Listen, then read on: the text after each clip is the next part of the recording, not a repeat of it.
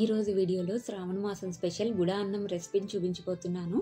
గుడ అన్నం అంటే బెల్లంతో చేసుకునే అన్నం. రాబోయే వరలక్ష్మి వ్రతానికి ఎటువంటి హడావిడి లేకుండా సింపుల్గా ఈ ప్రసాదం చేసుకోండి, చాలా బాగుంటుంది. ఈ ప్రసాదం తమిళనాడులో చాలా ఫేమస్. ఇంకా లేట్ చేయకుండా ప్రాసెస్ చూసేయండి. నేను ఇక్కడ 1 గ్లాస్ చిట్టి ముత్యాల రైస్ని తీసుకుంటున్నాను. ఈ ప్లేస్లో మీరు నార్మల్ రైస్ని కూడా తీసుకోవచ్చు. తమిళనాడులో ఈ ప్రసాదం చిట్టి ముత్యాల రైస్తో చేస్తారు. ఇప్పుడు రైస్ని శుభ్రంగా వాష్ చేసుకున్న తర్వాత ఇప్పుడు ఇందులో వాటర్ని యాడ్ చేసుకోవాలి.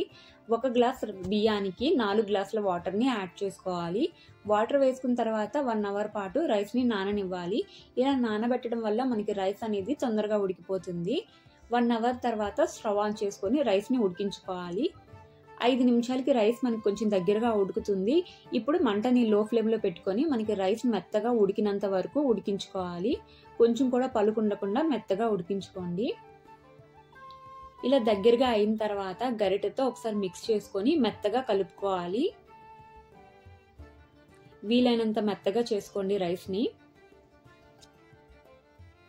ఇక్కడ చూపిస్తున్నట్టు మెత్తగా ఉడికించుకోండి.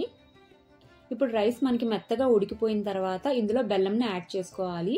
1 గ్లాస్ బియ్యానికి 3 గ్లాసుల బెల్లం అయితే కరెక్ట్గా సరిపోతుంది. బెల్లాన్ని ఇలా డైరెక్ట్గా యాడ్ చేసుకోవచ్చు, లేకపోతే నలకలు ఏమైనా ఉంటాయనుకుంటే కొంచెం వాటర్ వేసి కరిగించిన తర్వాత వడకట్టి యాడ్ చేసుకోండి.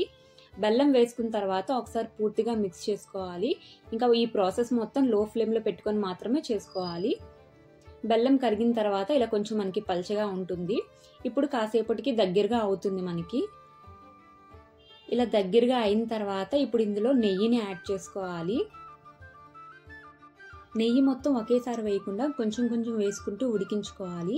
ఈ ప్రసాదం ఆవు నెయ్యితో చేస్తే ఒక టేస్ట్ వస్తుంది, గేదె నెయ్యితో చేస్తే ఒక టేస్ట్ వస్తుంది. మనకి ఎక్కువగా గుళ్ళో పెట్టే ప్రసాదాలు ఆవు నెయ్యితో చేస్తారు. ఇప్పుడు నెయ్యి మొత్తం యాడ్ చేసుకున్న తర్వాత 10 నిమిషాల వరకు దీన్ని ఉడికించుకోవాలి. మనం ఈ నెయ్యిలో ఈ ప్రసాదం ఎంతసేపు ఉడికించుకుంటే మనకి ప్రసాదం అనేది అంత టేస్ట్ వస్తుంది. 10 నిమిషాలకి ఇంకొంచెం దగ్గరగా అవుతుంది మనకి.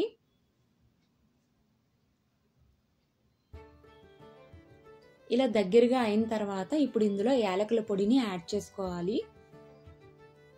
మనకి గుడిలో పెట్టే ప్రసాదం టేస్ట్ రావాలంటే చిటికెడు పచ్చకర్పూరం కూడా యాడ్ చేసుకోవచ్చు. ఇప్పుడు యాలకుల పొడి వేసుకున్న తర్వాత ఒకసారి పూర్తిగా మిక్స్ చేసుకొని ఫ్రై చేసిన జీడిపప్పుని యాడ్ చేసుకోవాలి. జీడిపప్పుని వేసుకుని ఒక 1 మినిట్ ఉడికించుకుంటే సరిపోతుంది. మనకి ప్రసాదం అయితే రెడీ అయిపోతుంది. చాలా ఈజీగా చేసుకునే బెల్లం అన్నం అయితే రెడీ అయిపోయింది. ఈసారి వరలక్ష్మి వ్రతానికి ఈ ప్రసాదం ఒకసారి ట్రై చేయండి. మీరు ట్రై చేసి టేస్ట్ చూసాక మీకు ఎలా వచ్చిందో నాతో కామెంట్ బాక్స్లో షేర్ చేసుకోండి. ఈ వీడియో కానీ మీకు నచ్చినట్టయితే లైక్ చేయండి, షేర్ చేయండి. Please do subscribe our channel.